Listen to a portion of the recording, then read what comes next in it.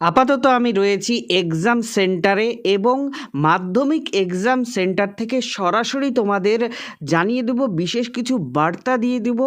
Head টিচারের কাছে থেকে বিশেষ কিছু নলেজ অর্থাৎ তথ্য নিয়ে নেব, যে তথ্যগুলো যারা মাধ্যমিক পরীক্ষা দিবে এই বছর তাদের জন্য ভেরি ভেরি ইম্পর্টেন্ট। পরীক্ষা দিতে যাওয়ার আগে বা এক্সাম সেন্টারে যাওয়ার আগে তুমি যদি এই ভিডিওটা দেখো তাহলে তোমার অনেক বেনিফিট হবে। কারণ যারা নতুন পরীক্ষা দিতে যাচ্ছ, অন্য স্কুলে কিছুই জানো না, সেখানে কিভাবে অ্যারেঞ্জমেন্ট থাকবে, রুম কীরকম হবে, কিভাবে তুমি প্রবেশ করবে, কোথায় তোমার লিস্ট টাঙানো থাকবে ইত্যাদি নিয়ে আজকের ভিডিও। সঙ্গে আমি দেবাশিস বিশ্বাস, তোমরা দেখছো ক্লাস আওয়ার। এবার আমরা চলে যাব সরাসরি হেড টিচারের কাছে। উনি পার্ট বাই পার্ট সমস্তটাই তোমাদের সামনে তুলে ধরবেন।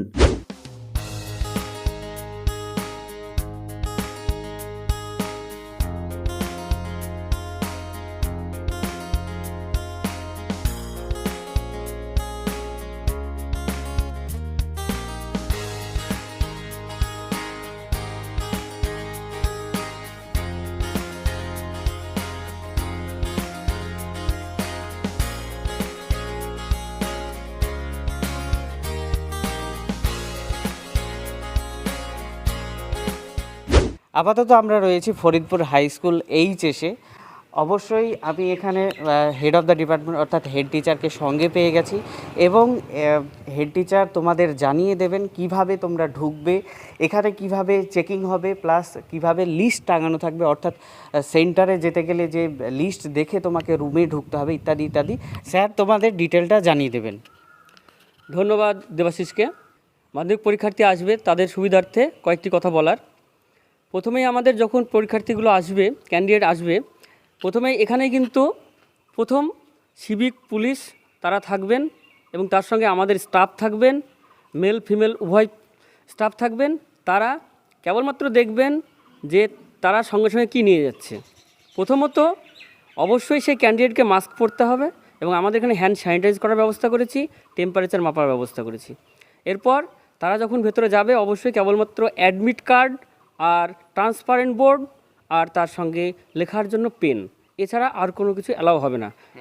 খুব একটা গুরুত্বপূর্ণ কথা যে স্কুলে প্রবেশ করতে অর্থাৎ সেন্টারে প্রবেশ করার সময় তোমার কাছে কি মানে রাখা যাবে, কি কি রাখা যাবে, সেটা হচ্ছে ট্রান্সপারেন্ট বোর্ড, অর্থাৎ তুমি যে এতে পরীক্ষা দেবে আর কি, সেটা অবশ্যই যেন ট্রান্সপারেন্ট হয়। এবং তার সঙ্গে আচ্ছা স্যার জলের বোতল কি নিতে পারবে? জলের বোতল নিতে পারবে। আচ্ছা আচ্ছা, ঠিক আছে, ধন্যবাদ। এরপরে আচ্ছা, এরপর আমাদের প্রবেশ করার পরে তার আগেই আমরা এখানে বোর্ডে কোন ক্যান্ডিডেট কোথায় কোন রুমে পড়েছে সেই রুম ওয়াইজ একটা লিস্টটা টাঙিয়ে দেবো, এখানে একটা টাঙানো থাকবে। আচ্ছা, মানে তুমি সেন্টারে যে সেন্টারেই যাবে পরীক্ষা দিতে, পরীক্ষা অর্থাৎ সেন্টারে গেটে বা আশেপাশে কাছে লিস্ট টাঙানো থাকবে, অর্থাৎ তুমি কোন রুমে পড়েছো, তোমার সিট নাম্বার কত, তাই তো থাকবে। আচ্ছা, এরপর ভেতরে আসার পর এখানে আমাদের সরকারি কিছু নিয়ম রুলসের কথা আমরা অলরেডি টাঙিয়ে দিয়েছি। এগুলো হচ্ছে গাইডলাইন্স, যেগুলো হচ্ছে গভর্নমেন্টের তরফ থেকে দেওয়া হয়েছে। আচ্ছা, যেগুলো স্টুডেন্ট এবং অন্যান্য প্রত্যেকেই মেনে চলতে হবে।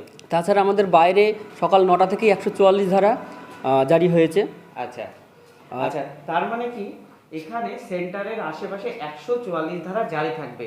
144 ধারা জারি মানে এখানে কোনো রকম মব অর্থাৎ গ্যাঞ্জাম বা কোনো রকম ভিড় এগুলো করা যাবে না। আচ্ছা আচ্ছা, এরপর আমাদের ভেতরে এসেই এখানে আমরা গাছের কাছে দুটো বোর্ড দিয়ে দেবো। এই গাছে বোর্ড দিয়ে দেবো যেখানেও ওই ক্যান্ডিডেটদের কোন রুমে বসবে, সিট নাম্বার কত, সেগুলো দিয়ে দেওয়া হবে। এখানে সব থেকে গুরুত্বপূর্ণ একটা কথা, সেটা হচ্ছে যারা নতুন পরীক্ষার্থী রয়েছে, আমার ক্ষেত্রেও তাই হয়েছে কি প্রথমে গিয়ে সিট নাম্বার নিয়ে খুব সমস্যা হয়, কোন রুমে পড়ে বা রুমটা আমি জানি না, যেহেতু আমি নতুন প্রথম সেন্টারে যাচ্ছি আর কি, তো এইগুলোর জন্য খুব সমস্যা হয়। এই জন্য এই যে লিস্ট টাঙানো থাকবে, লিস্ট আগে দেখতে হবে তোমাকে, একদম গিয়ে সরাসরি তুমি রুমে যেতে পারবে না, লিস্ট দেখবে। আর স্যার যদি লিস্ট না বুঝতে পারে তাহলে কি বিকল্প? অবশ্যই আমাদের 4-5 জন স্টাফকে সবসময় এখানে আমরা রাখবো, যারা ছাত্রছাত্রীদের সবসময় হেল্প রাখবে। আমরা যে রুম করেছি সে রুম ছাড়াও অতিরিক্ত একটা এক্সট্রা রুম রেখেছি, কারণ সিক রুম যেটাকে বলা হচ্ছে, কোনো ছাত্রছাত্রী অসুস্থ হলে বা কারো যদি কোনো শরীর খারাপ থাকে তার জন্য আলাদা বসার ব্যবস্থাও আমরা আলাদা রুমে করেছি। আচ্ছা, মানে কোনো সমস্যা হলে স্টুডেন্টদের জন্য আলাদা রুম করা হয়েছে। সেই রুমে স্টুডেন্ট মানে যদি অসুস্থ হয় বা কোনো সমস্যা থাকে তাহলে সেই রুমে পরীক্ষা দিতে পারবে। আচ্ছা স্যার। আচ্ছা, তাছাড়াও যেহেতু যে পরীক্ষার্থীরা আসছে তারা নতুন একটা পরিবেশ, নতুন স্কুল, সেই জন্য আমরা বিভিন্ন জায়গায় ডিরেকশন দিয়ে দেবো। এইদিকে বাথরুম আছে, এইদিকে বয়েজ ক্যাম্পাস বা এইদিকে ছেলেরা বসবে, এদিকে মেয়েরা যাবে, এইগুলো কিন্তু আমরা ডিরেকশনের মাধ্যমে দেখিয়ে দেবো। আরেকটা নতুন তথ্য তোমাদের দিয়ে দিই, সেটা হচ্ছে যারা নতুন পরীক্ষা দিতে আসছে তাদের জন্য মানে গার্লস এবং বয়েজ আলাদা আলাদা বসবে, তাই তো? হ্যাঁ, আলাদা বয়েজ বসবে, আলাদা গার্লস বসবে, একদম সম্পূর্ণ আলাদা আলাদা রুম হবে।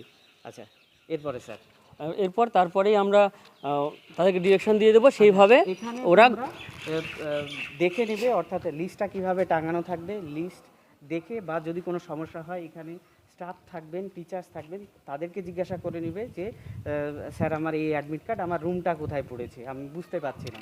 এরপরে আমরা এবার সোজা আমরা গিয়ে এক্সাম এক্সাম সেন্টার রুমে যাব। হ্যাঁ,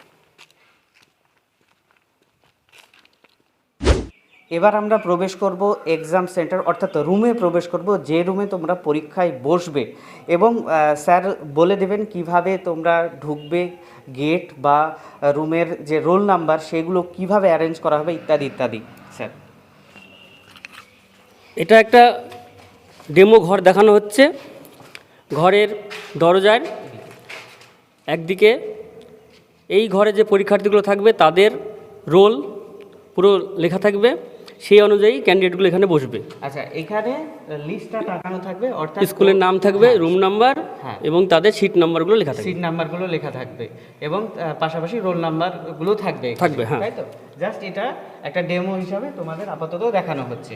এরপরে আমাদের ঘরের ভেতরে যে নিয়মটা হয়েছে যে প্রত্যেকটা স্টুডেন্টসদের মধ্যে 1 মিটার দূরত্ব থাকবে, অর্থাৎ একটা বেঞ্চের ওই প্রান্তে বসেছে, এই প্রান্তে বসেছে 1 মিটার ডিস্টেন্স, এবং এই বেঞ্চের সঙ্গে এই বেঞ্চের দূরত্ব 1 মিটার। অর্থাৎ এইভাবে প্রত্যেকটা ঘর আমরা সাজানো হবে এবং সেইভাবে মাধ্যমিক পরীক্ষার্থীরা বসবে। আচ্ছা আচ্ছা স্যার, বলছি যে রোল নাম্বারগুলো এখানে রোল নাম্বার, রেজিস্ট্রেশন নাম্বার না শুধু রোল নাম্বার থাকবে এখানে? এখানে থাকবে রোল এবং নাম্বার, একটা সেন্টার কোড দিয়ে রোল থাকে। জাস্ট আমরা এখানে ডেমো নাম্বার এখানে দেওয়া আছে, এখানে তোমাদের নির্দিষ্ট রোল নাম্বার থাকবে, এই রোল নাম্বার দেখে তোমাদের বসতে হবে, তাই তো স্যার? হ্যাঁ হ্যাঁ, সেটাই। পরীক্ষায় এবার খুব নিয়ম করা হয়েছে, বিশেষ করে আমাদের কোভিড প্রোটোকল পুরো মেনে করা হয়েছে।